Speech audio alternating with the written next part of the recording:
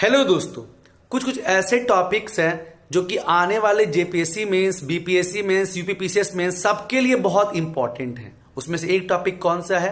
NPT, non proliferation treaty, यानी कि परमाणु अप्रसार संधि। और बहुत से स्टूडेंट खासकर जो नए हैं वो नाम देख के ही डर जाते हैं। तो देखिए दोस्तों, आपने कहावत सुनी होगी कि डर के आगे जीत है। वही बात यहां भी है कि आप परमाणु अप्रसार संधि यानी कि जो है न्यूक्लियर मतलब वेपन्स है उसको कंट्रोल करना, उसके लिए संधि है। और आप जानते ही होंगे कि सेकेंड वर्ल्ड वॉर के बाद जो है वर्ल्ड दो पार्ट में डिवाइडेड हो गया था। एक को लीड कर रहा था अमेरिका, कैपिटलिस्ट उसका आइडियोलॉजी था, और दूसरे को सोवियत संघ, यूएसएसआर। और दोनों में एक दूसरे को पीछे करने के लिए जो है रेस लग गई थी कि मेरे पास ज्यादा न्यूक्लियर वेपन, मेरे पास ज्यादा न्यूक्लियर वेपन। और जो है इसके चलते काफी प्रॉब्लम हो रहा था। इस वजह से जो है 1968 में जो है एनपीटी यानी कि नॉन प्रोलिफरेशन ट्रीटी, परमाणु अप्रसार संधि जो है उसको साइन किया गया, और 5 मार्च 1970 को जो है वो लागू हुआ। ठीक है, और 2020 में इसके 50 साल पूरे हो गए। इसलिए यहां से क्वेश्चन बन सकता है कि एनपीटी के सक्सेस और फेलियर के बारे में बताइए, एक पार्ट। और दूसरा पार्ट क्या कि भारत जो है वो एनपीटी को क्यों नहीं साइन करता है। तो हम इसके मेन पॉइंट्स को देखेंगे और आप इसको फिर फ्रेम कीजिएगा। और अगर मान लीजिए क्वेश्चन में 50 ईयर्स का जिक्र नहीं है तो आप अपने इंट्रोडक्शन में ही लिखिएगा कि एनपीटी का जो है 50 साल पूरा हुआ है, तब एनपीटी के बारे में बताइएगा कि एनपीटी क्या चीज है। उसके बाद जो है फर्दर उसके कितने पिलर्स हैं, क्या पॉजिटिव रहा, क्या नेगेटिव रहा, और इंडिया क्यों नहीं साइन करता है, इन चीजों को एक्सप्लेन करना दोस्तों। और कोई भी टर्मिनोलॉजी से डरना नहीं है, क्योंकि डर के आगे जीत है। तो चलिए हम लोग मेन पॉइंट फॉर्मेट में देख लेते हैं।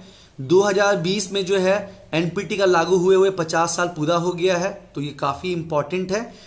और जो है सेकेंड वर्ल्ड वॉर के बाद विश्व जो है दो गुट में बट गया, कैपिटलिस्ट आइडियोलॉजी से प्रभावित यूएसए और कम्युनिज्म से प्रभावित यूएसएसआर। और आप साथ ही साथ ये भी जानते हैं कि जो जापान पे हिरोशिमा नागासाकी में जो न्यूक्लियर बम गिरा था उसका इंपैक्ट पूरी दुनिया देख चुकी थी, कि उसका बहुत से दशक के बाद भी वहां जो बच्चे पैदा हो रहे थे उसमें उनका डिफेक्ट था। ठीक है, तो यूएसए और यूएसएसआर के बीच में कोल्ड वॉर, शीत युद्ध छिड़ चुका था, और इसके चलते न्यूक्लियर रेस चालू हो गया था। यूएसए बोल रहा था कि हम ज्यादा रखेंगे, सोवियत संघ बोल रहा था कि हम ज्यादा रखेंगे। और इसको टैकल करने के लिए जो है 1968 में जो है एनपीटी साइन हुआ, और 5 मार्च 1970 को ये लागू हुआ। इसमें जो है टोटल 191 सदस्य इसको साइन कर चुके हैं। और कितने आर्टिकल्स हैं? 11 आर्टिकल्स। तो यहां से ऑब्जेक्टिव पूछा जा सकता है कि बताइए कि जो है एनपीटी कब लागू हुआ था? तो लागू हुआ था 5 मार्च 1970 को। और जैसे कि मैंने बताया कि इसका 3 पिलर है, 3 मेन ऑब्जेक्टिव है इसका। पहला है जो न्यूक्लियर वेपन है उसका फैलाव को रोकना है। ठीक है, नॉन प्रोलिफरेशन। उसके बाद जो है खत्म करना है, जो न्यूक्लियर वेपन से हमको धीरे धीरे खत्म करना है। और बस उसका जो इस्तेमाल है किसके लिए करना है? उसका इस्तेमाल करना है पीसफुल यूज के लिए, peaceful use of nuclear energy. ये मेन 3 पिलर भी है, नॉन प्रोलिफरेशन, डिसआर्मामेंट और peaceful use of nuclear energy. अब एक चीज और है, एनपीटी जो है इसका मेन दिक्कत क्या है ना, कि ये विश्व को 2 कैटेगरी में बांटता है, न्यूक्लियर वेपन स्टेट और नॉन न्यूक्लियर वेपन स्टेट। और कट ऑफ डेट ये क्या रखा है? 1 जनवरी 1967। ये भी ऑब्जेक्टिव में पूछ सकता है कि बताइए कि एनपीटी में कट ऑफ डेट क्या रखा गया। कि अगर 1 जनवरी 1967 से पहले किसी कंट्री के पास न्यूक्लियर वेपन है तो वो न्यूक्लियर वेपन स्टेट में आएगा। और ये जो न्यूक्लियर वेपन स्टेट है ये किसी भी दूसरे कंट्री को न्यूक्लियर वेपन नहीं दे सकते हैं।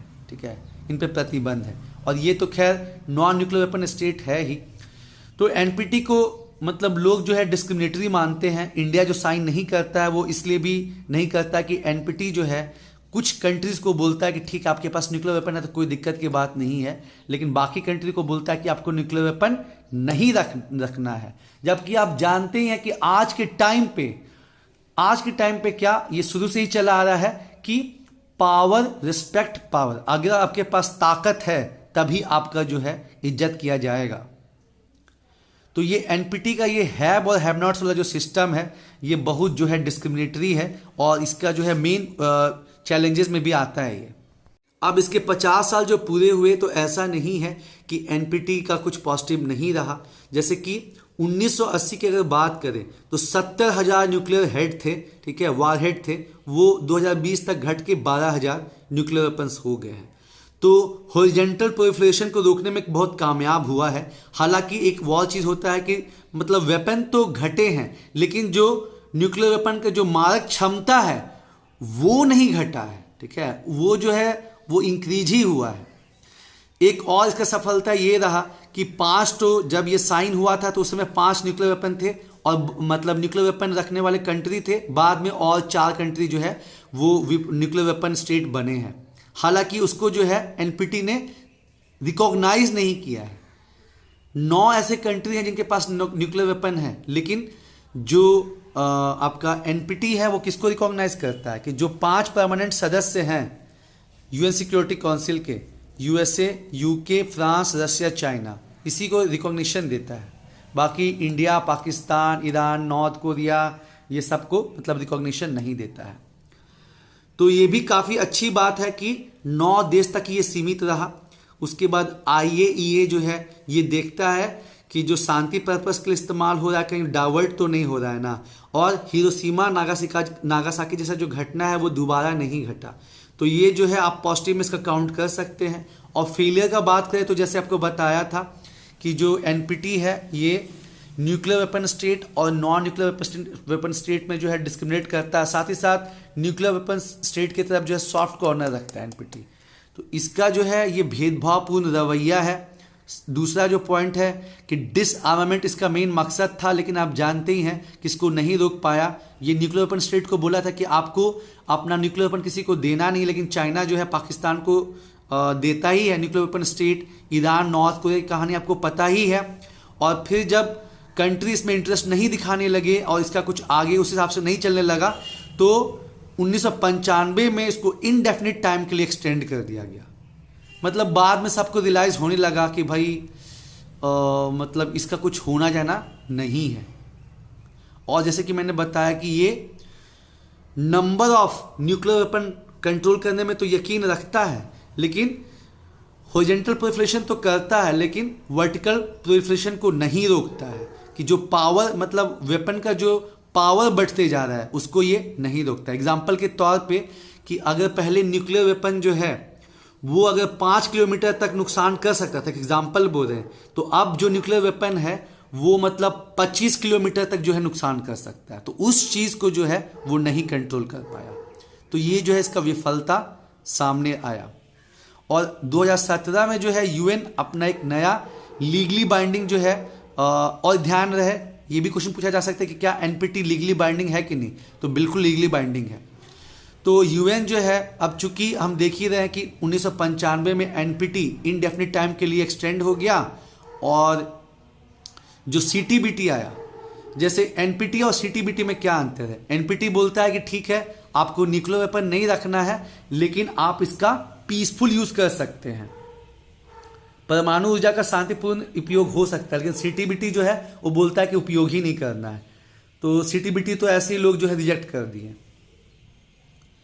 अब देखिए यूएन जो है 2017 में एक नया ट्रीटी लाया, treaty on the prohibition of nuclear weapons, TPNWC, और जो कि जनवरी 2021 में अस्तित्व में आया है। और इसके आने के बाद जो है और भी एनपीटी का जो वैल्यू है वो ऑलमोस्ट खत्म हो गया है।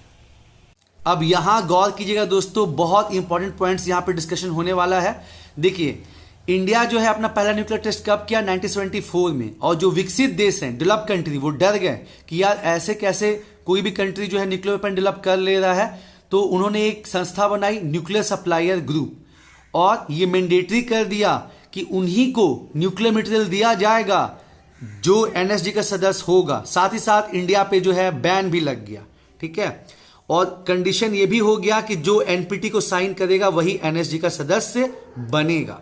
इंडिया पे प्रतिबंध लग गया, लेकिन इंडिया के पास मजबूरी थी। पाकिस्तान और चाइना जैसे जो है दुश्मन हमारे जो है पड़ोसी हैं, तो उनके पास न्यूक्लियर वेपन है तो हमको रखना ही रखना था। इंडिया पे प्रतिबंध लग गया, फिर भी इंडिया ने चुपके चुपके जो है 1998 में सेकेंड टाइम जो है न्यूक्लियर टेस्ट किया। क्वेश्चन पूछता है कि इंडिया ने जो न्यूक्लियर टेस्ट किया था उसका नाम, उस ऑपरेशन का नाम क्या, तो ऑपरेशन का नाम है स्माइलिंग बुद्धा। और एक चीज आप जानते ही होंगे कि इंडिया का जो न्यूक्लियर डॉक्ट्राइन है कि हम कभी भी पहले जो है न्यूक्लियर वेपन का इस्तेमाल नहीं करेंगे, जिसको बोलते हैं क्या, नो फर्स्ट यूज पॉलिसी। तो ये इंडिया ऑफिशियली कब डिक्लेयर किया था, 2003 में। इंडिया ने कहा था कि हम पहले जो है कभी न्यूक्लियर वेपन का इस्तेमाल नहीं करेंगे, लेकिन अगर किसी ने हम पे न्यूक्लियर वेपन का इस्तेमाल किया तो मुंहतोड़ जवाब दिया जाएगा। साथ ही साथ जो नॉन न्यूक्लियर वेपन स्टेट है उन पे हम न्यूक्लियर वेपन का इस्तेमाल नहीं करेंगे। तो इंडिया का ऑफिशियली जो है डॉक्ट्रिन, न्यूक्लियर डॉक्ट्रिन पॉलिसी कब आया था, 2003 में। पहली बार टेस्ट कब हुआ, 1974 में न्यूक्लियर वेपन का। सेकेंड टाइम कब हुआ, 1998 में। नाम क्या था, ऑपरेशन स्माइलिंग बुद्धा। उसके बाद आप बोलेंगे कि जब इंडिया पे जो है प्रतिबंध लगा दिया गया कि जो एनएसजी का सदस्य बनेगा उसी को बस न्यूक्लियर मटेरियल देना है, तो इंडिया के यहां न्यूक्लियर पावर प्लांट कैसे चल रहा है, तो ये जानना बहुत इंपॉर्टेंट है कि 2008 में, ठीक है, 2008 में अमेरिका के यहाँ क्या सबप्राइम क्राइसिस आ गया, अमेरिका का हालत खराब हो गया। इंडिया में आप जानते ही हैं कि कितना ज्यादा पॉपुलेशन है और कितना बड़ा मार्केट इंडिया है। तो अमेरिका के जो स्ट्रेटेजिक थे उन्होंने सोचा, जो प्लानर थे उन्होंने सोचा कि यार भारत को जो है न्यूक्लियर मटेरियल यानी कि यूरेनियम चाहिए, क्योंकि भारत में यूरेनियम नहीं होता है। इसलिए जो इंडिया का न्यूक्लियर पावर प्रोग्राम है वो 3 स्टेज का है, ठीक है। और फादर कौन कौन कहलाते हैं, जैसे ग्रीन रेवोल्यूशन के फादर कहलाते हैं एमएस स्वामीनाथन, तो यहां पे कौन कहलाते हैं, होमी जे भाभा, ठीक है। तो अमेरिका ने इंडिया के साथ 1, 2, 3 न्यूक्लियर डील कहा। उस समय चाइना उतना स्ट्रांग भी नहीं था और उसमें जो है ये बोला गया कि इंडिया अपने मार्केट को ओपन अप करेगा और उसके बदले में अमेरिका जो है इंडिया को एनएसजी में छूट दिलाएगा, ठीक है। छूट दिलाने का मतलब क्या है कि एनएसजी केवल मेंबर कंट्रीज को ही यूरेनियम मटेरियल सप्लाई करता है, यूरेनियम जो कि इंडिया में नहीं होता उतना। तो 1, 2, 3 न्यूक्लियर डील के वजह से जो है इंडिया को ये एक्सेप्शन मिल गया, ये छूट मिल गया कि इंडिया जो है वो एनएसजी के सदस्यों से न्यूक्लियर मटेरियल ले सकता है। इसीलिए इंडिया जो है फ्रांस, रसिया, अमेरिका से जो है और भी बहुत से कंट्री से जो है न्यूक्लियर मटेरियल लेके अलग अलग जगह जो है न्यूक्लियर पावर प्लांट सेटअप किया है।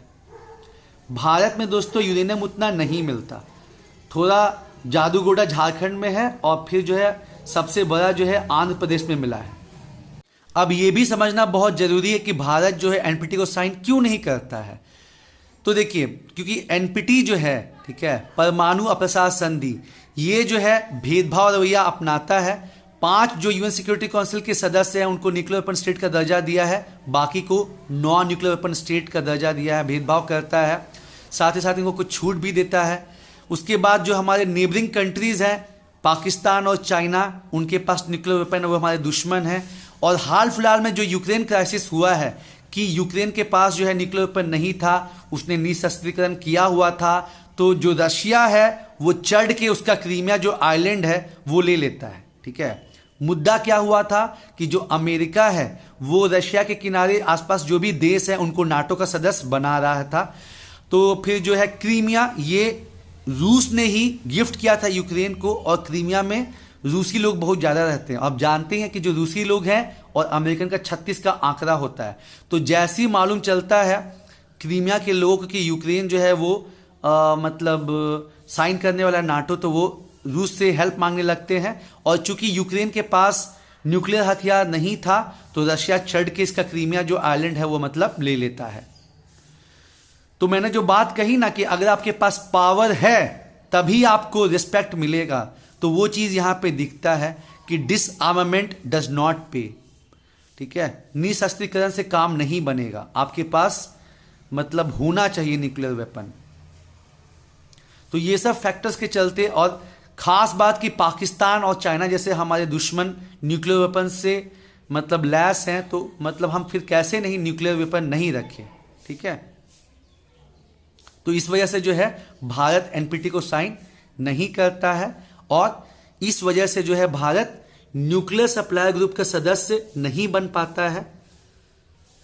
पर हम लोग को जो है 1, 2, 3 न्यूक्लियर डील के चलते जो है न्यूक्लियर सप्लाई ग्रुप से जो है यूरेनियम मटेरियल मिल जाता है। तो दोस्तों उम्मीद है आपको जो है ये लेक्चर पसंद आया होगा और जम के मेहनत कीजिए। किसी भी टॉपिक से जो है डरना नहीं है, थोड़ा समय लगेगा जरूर, लेकिन जब 5 बार 6 बार उस टॉपिक को पढ़ेंगे तो टॉपिक जो है खुद अपने आप को सरेंडर कर देगा और आपको क्लैरिटी आएगी, समझ में आएगी क्या चीज है। लेकिन चीजों को जो है बार बार पढ़ना होगा, उन जिद करनी होगी, नहीं ये टॉपिक हमको समझना है, जानना है। ऊपर ही टॉपिक देख के या उसके कीवर्ड्स देख के जो है डरना नहीं है, क्योंकि डर के आगे जीत है और मेहनत होगी तो जीत होनी ही होनी है दोस्तों। धन्यवाद।